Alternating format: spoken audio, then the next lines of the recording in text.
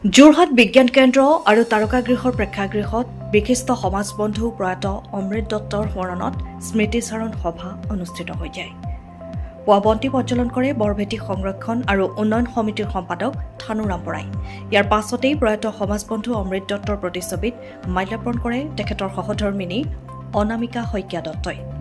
গায়ন বায়নেৰে অতিথিসকলক আদৰণি জনাই লগতে মংগলাচৰণ পৰিৱেশন কৰে অসম নামঘৰ সমাৰোহ সমিতিৰ সম্পাদক বনমালী বৰাই। ইয়াৰ পাছতেই সমাজবন্ধু প্ৰয়াত অমৃত দত্তৰ সোঁৱৰণী মঞ্চ উদ্বোধন কৰে জ্যেষ্ঠ অধিবক্তা ভৱ গোস্বামীয়ে। সভাখনিত বিশিষ্ট অতিথি হিচাপে উপস্থিত থাকি প্ৰয়াত অমৃত দত্তৰ স্মৃতি ৰোমন্থন কৰে জিলা পৰিবহণ বিষয়া ধনঞ্জয় শইকীয়াই। লগত উপস্থিত থাকে কবি, অৱসৰপ্ৰাপ্ত অধ্যাপক যোগানন্দ বৰা, অৱসৰপ্ৰাপ্ত বিজ্ঞানী ডক্টৰ বিপিন খঙীয়া, চিকিৎসক ডাক্তৰ গোলাপ ডেকা, পোহৰ লাইব্ৰেৰীৰ মুখ্য সম্পাদক অমৰ বৰুৱা, কবি ৰঞ্জিত গগৈৰ লগতে কেইবাগৰাকীও অতিথি উপস্থিত থাকে। ইয়াৰ পাছতে প্ৰয়াত অমৃত দত্ত সোঁৱৰণী প্ৰকৃতি সাৰথী বন্ধু বঁটা প্ৰদান কৰে কৃষক মহান চন্দ্ৰ বৰাক। অনুষ্ঠানটিত কেইবাটাও আধ্যাত্মিক অনুষ্ঠান পৰিৱেশন কৰে।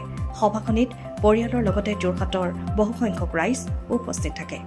অনুষ্ঠানটি পৰিচালনা কৰে ঘোষক কুমুদ চন্দ্ৰ দাসে। ব্যুৰো ৰিপৰ্ট, পোহৰ লাইব্ৰেৰী।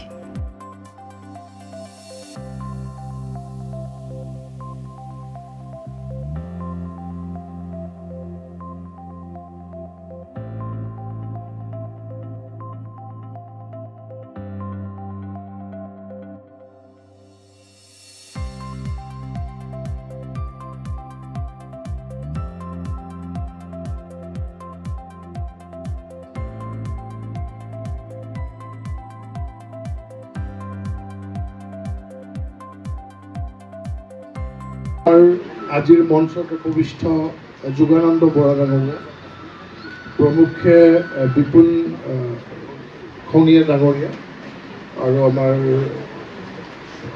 মিডিয়াৰ বৰুৱা ডাঙৰীয়া আৰু প্ৰমুখে আমাৰ যোগানন্দ দাস ডাঙৰীয়া। হয়, মই সকলোকে আৰু আমাৰ উপস্থিত সকলো ৰাইজকে মান্য অনুসৰি মোৰ সেৱা আৰু মৰম যাচিছোঁ। আপোনালোকে আজি উপস্থিত হৈছে এটা মহৎ অনুষ্ঠান। আমাৰ প্ৰয়াত অমৃত দত্তদেৱৰ আজি 21 বছৰীয়া মৃত্যু।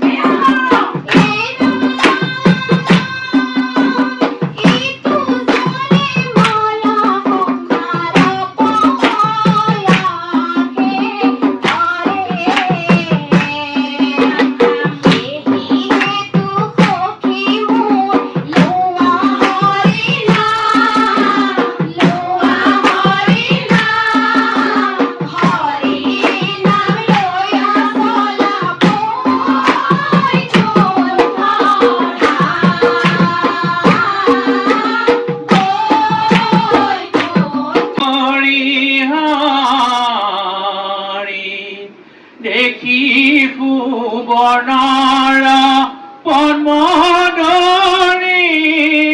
মোলে সেৱাত।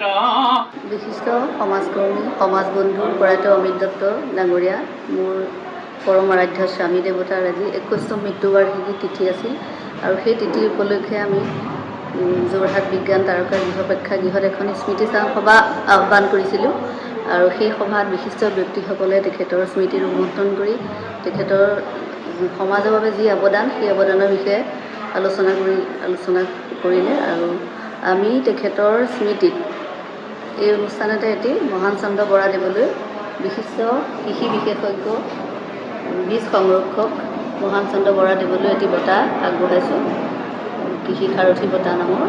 আৰু এই অনুষ্ঠানত উপস্থিত থাকি আমাৰ বিশিষ্ট ব্যক্তি ধনঞ্জয় শইকীয়া ডাঙৰীয়া জিলা পৰিবহণ বিষয়া, তেওঁ উগ্ৰপন্থী যিহেতু মোৰ স্বামী উগ্ৰপন্থী আক্ৰমণত নিহত হৈছিল, গতিকে তেখেতৰ দেউতাকো উগ্ৰপন্থীয়ে হত্যা কৰিছিল আৰু তাৰ বাবে আমি এটা পৰিয়াল হৈ আছিলোঁ আৰু আজি তেখেতে উগ্ৰপন্থীৰ বিৰুদ্ধে কৰি বহুত কথা আলোচনা কৰি থৈ গৈছে। ধন্যবাদ সকলোলৈকে। এই সভাখনত এই দুপৰীয়া ৰাতিপুৱা 10 বজাৰ পৰা 3টা বজালৈকে সকলো সমবেত হৈ তেওঁ স্মৃতিচাৰণ সভাখন